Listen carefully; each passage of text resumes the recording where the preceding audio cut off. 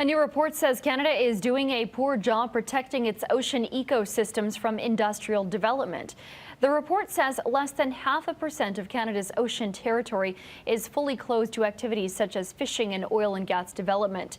Joining us now with more is Sabine Jessen with the Canadian Parks and Wilderness Society. Thanks so much for being with us today. Oh, you're very welcome, Sonia. All right, so just highlight some of the major points in this report. Well, what we were trying to get a handle on is, as you noted, just how much of the marine protected areas that we have established are actually protected from some of the main activities that cause damage to marine ecosystems.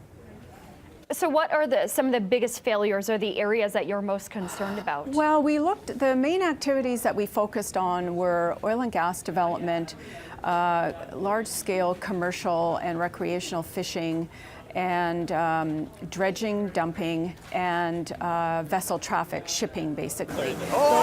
Those are the kinds of activities that have an impact in different ways on marine ecosystems. And what we found is that if you look at all of those activities and you look at how much we protected in the ocean, especially of the federal marine protected areas, only 0.01% is actually protected. What motivated you to look into this? Was there a particular incident, or was it just something you felt that there wasn't enough oversight on? Well, we work actively in trying to get marine protected areas established, and they can actually take a long time to put in place, 5, 10, sometimes 20 years. And we have so little actually protected already. So in total, if you counted everything that has some kind of legal protection, we're looking at 1.3% of the ocean, which is far behind what other countries have, like the UK, the US, Australia.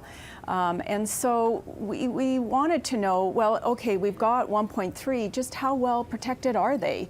And so that's why we really wanted to take a close look at the ones that we do have and just what are all the activities that we allow, because we know from being part of stakeholder groups trying to put these in place that there is a lot of tension around what is going to be allowed or not. And we think if we're going to have effective marine protected areas, we really need to have places where we're not allowing everything to go on that we allow everywhere else in the ocean. Mm-hmm.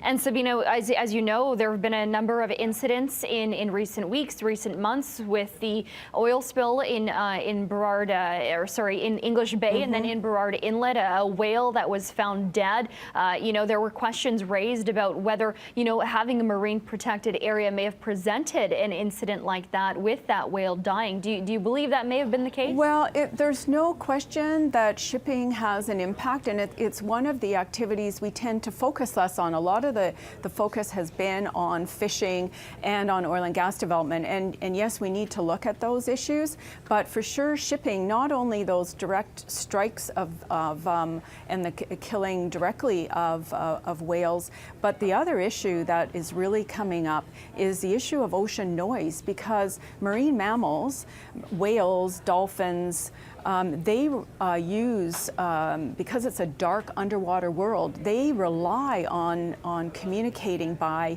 sound, by making noise. And in fact, one study on the East Coast in the St. Lawrence, they highlighted the fact that the endangered beluga there, they have to shout over all the ocean noise that we're creating in order to communicate with each other. And they also use noise to hunt for their food. So if we're interfering with that, we're actually putting them at risk. What are the biggest risk areas in BC, and do you feel that there's anything that government can do to fix it? Well, government can do a lot.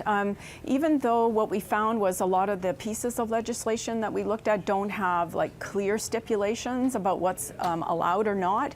In regulations, the government has the power to say these things are not going to happen in our marine protected areas. And so there are sites that are on the right track.